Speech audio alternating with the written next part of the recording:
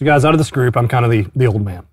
So I remember the advent of color mixing house lights when they first came out.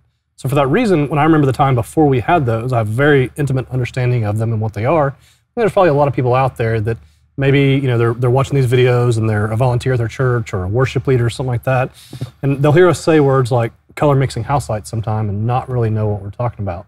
Tyler, you want to nerd out for a minute and give us the deep level explanation of what is a color mixing house light versus a white house light, and maybe we even get into like the difference. Let's do the full spectrum. Let's add in the difference between like LED and conventional, and just you can go nuts here and nerd out for us. Love it. So the first difference is between LED and conventional. We're just going to talk about a true white source. So on a conventional source of light, it makes white light inherently. Okay. So on a conventional fixture, there is a little piece of metal that gets really, really hot and gets really, really bright and pushes out light. It's a traditional bulb that most of us in the world grew up with. There's a filament. It glows when electricity goes through it. Yep. That's a conventional. Yes. The light spectrum is all the way from infrared and then really, really red. Okay, I don't know if I meant nerd out this much. We're going to get there. Through all the colors up to blue, and a filament produces the entire range of all of those colors. A LED fixture is going to emit one single output. That's how LEDs work. I see where you're going. They output blue, and there's a coating on top of it that actually changes the color. But if you scrape off the front, all LEDs in modern application are actually blue lights. So it filters out all of those things. So a white LED could be a large spectrum of white. It could be these little spikes of there's some red, there's some orange, there's some green, there's some lime, there's some blue, and it produces what's perceived as natural feeling white. Now, between a color mixing and a white LED, I just said the white LED is going to produce all these different colors, but all of that is built into one single source element. That one element does one thing, it's tuned to do it very, very well, is to make that homogenized natural white. On a color mixing fixture, there's usually a combination of those dedicated chips. There are chips specifically for red.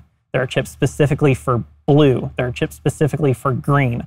On higher end fixtures, they'll get even more specific. Maybe there's one that's dedicated to white in addition to those. There's one for amber. Some of them have a slate blue and a royal blue. Some of them have multiple colors of lime. So I'm gonna pause you for a minute and connect the dots a little bit here. But a lot of people have probably lately been hearing things like RGB, especially if you're looking at lighting stuff, RGB, RGBW, RGBA, RGBAW. And you're saying red, green, blue, white, amber, lime, which we even see stuff now that's RGBAL, I think is a fixture. So that is everything that you're talking about here, is those different colored chips. Correct. In a fixture. Okay. Correct.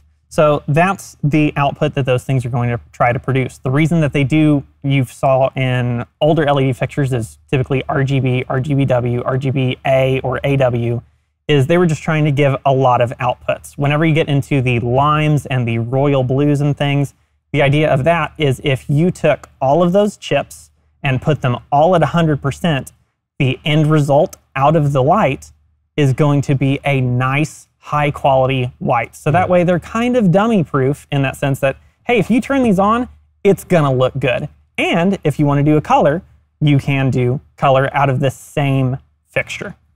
Awesome. And so where we tend to see that the most is in things like ellipsoidals, for the spotlights that people often see from hanging from the pipes in front of a stage. Occasionally house lighting fixtures. And I think most of the time it's anything that's gonna hit skin. Is that kind of right as well? Awesome. Great explanation. Very, very nerdy. So we have conventional house lighting. We have LED house lighting. You kind of got into the different LED chips through all that. But I know one of the things we see a lot is very rarely are people going to install conventional house lighting anymore. That's normally something you see from a building that's been built at least 10 years ago at this point. So normally when we're getting house lighting added into a building, the decision is not between conventional and LED. The decision is LED, but the decision often becomes, do we go with simply white LED that does nothing but a white color, and usually a white LED at a certain color temperature we want, which we talked about in another video, or do we want color mixing house lights that are going to allow us to change the color from the lighting console or whatever our lighting controller is for the room to do different colors through the series. So I have a very defined opinion on this as a person who's made my life as a professional lighting designer, but I'm not going to start with me because I don't want to ruin the whole thing right up front. Where do you guys kind of fall in your decision-making process for white source house lighting or color mixing source house lighting where we can change the color kind of at will for worship or things of that nature? I think there's a couple things to look at. Number one is cost. It does typically cost more to have a color mixing house light fixture than it does to have a white house light fixture. Now, if the costs increase... Can I pause you for a second? Yeah. Why? There's more parts. If I'm going to buy 100 red chips and 100 green chips and 100 blue chips, or I'm going to buy 300 white chips, my manufacturer is going to give me a discount on 300 white chips, and I can pass that discount on to my customer. Continue. There we go.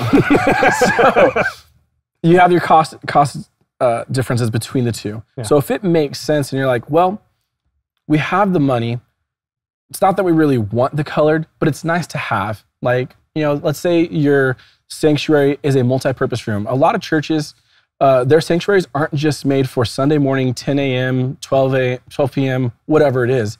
A lot of churches, their sanctuary is a multi-use facility. It's used for youth night, it's used for kids VBS, it's used for all different things throughout the week. And if they want to have the ability to just make it go crazy, then it could be a cool thing. I know a lot of people will try to emulate blacklight with their house lights and have like a glow-in-the-dark youth night. Oh, that's kind of cool. Mm-hmm. Yeah. So there's different advantages to like, oh, we want to be creative, we want to have fun. On a design aesthetic, we talked about this in another video as well, it may not look the best on camera when you're trying to color your audience. So if the budget is there to have both, I would still say I wouldn't necessarily want to have the colored as my main house light, but if I can have it, it's a nice little bonus advantage. It's not preferred to have that because of its complexities and whatnot. I'd rather have a dedicated, specific color temperature that we like, that we want to stay with and go forward. Yeah, anything you want to add to that before I give my horribly unpopular opinion on I've had this come up so much in construction things of the church or the electrician or the architect comes and they say, well, you've specified this natural single color white LED fixture, and I can get this one from Home Depot that cost me $20. Yeah. What's the difference and when is it gonna matter for these different spaces? Yeah. So a lot of the difference is the color of white. Talked before about light being a spectrum. A conventional has that nice rounded curve through the whole thing, and LED is these tiny little spikes. On a quality theatrical fixture, even with those spikes, it's going to try to emulate that nice curve. I hate interrupting you guys, but I want to dive a little deeper here for explanation. You're talking about spikes and curves. Now, is that something we see in real life as we're standing here? Obviously, I know the answer to this, but for the audience at home. You're not going to naturally see those spikes and look at your hand or your skin or something and be able to say, oh, this has a spike here. What you're going to experience is it's going to meter a certain color. It might say it on the box for the fixture of this does 4,000 Kelvin.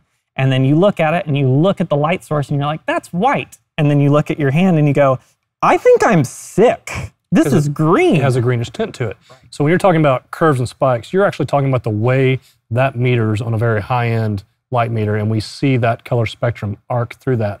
And so that's what we see on a graph. The real-world result of that is kind of what you just explained there. Right. I kind of cut you off, so I don't know if you can pick up where you left off at, but I want to make sure everybody kind of understood when you're talking about curves and spikes, what that translates to in real life and how that affects us. Yeah, so on your quality fixture, you're going to have, even though it's dedicated LED chips or a tuned white, it's going to try as much as possible to emulate a quality white that looks good at the source and looks good on your skin. On a cheaper fixture, it's going to do more of the bare minimum it can to meet the legal requirements to say, this is the color that I can do. And this is what it's going to look like on the source. And all the lab and bench tests are going to say, yes, this does this color of white.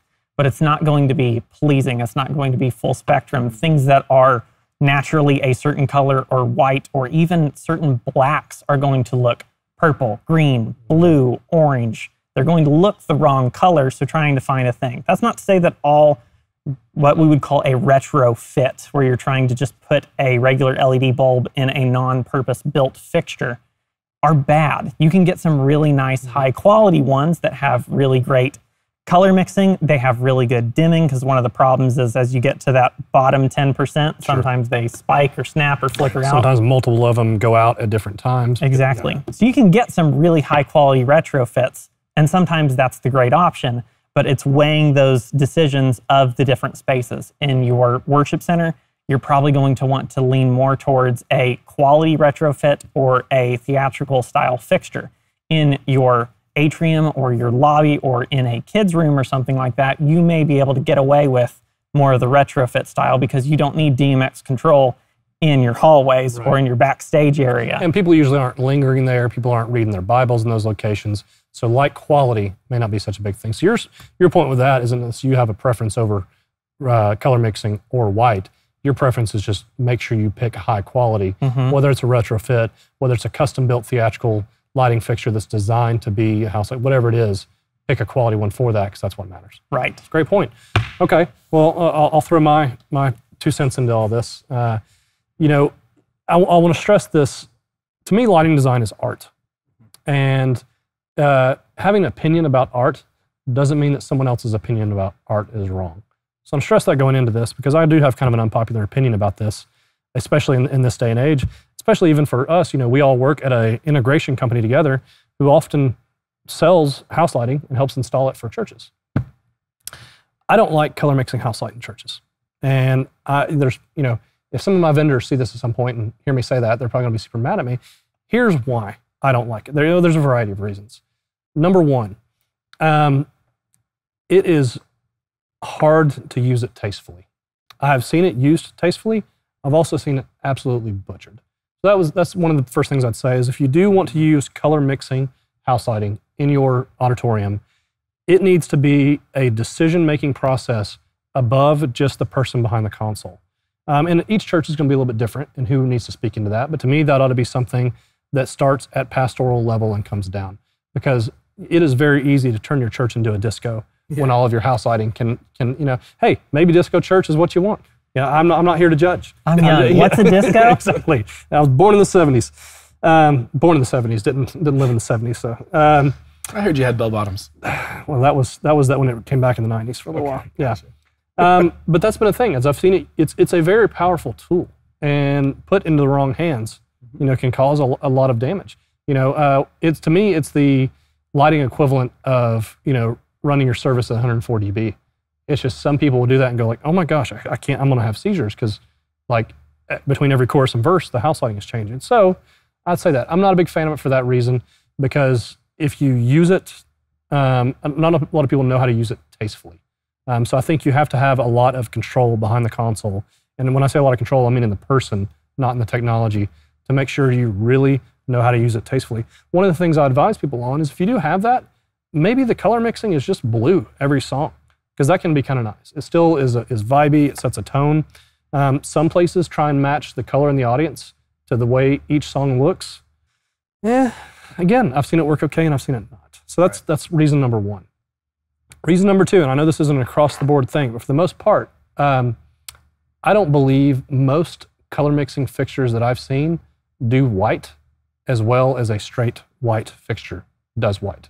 And when you're talking about something like house lighting, to me, every single minor detail is utterly important. You gave a great explanation a minute ago of that light spectrum and how it works, and the lighting curve, and how, you know, LEDs can, you know, if it's the light may say LED, or the lights may say it's 4,500 degrees Kelvin. Your meter may say it's 4,500 degrees Kelvin.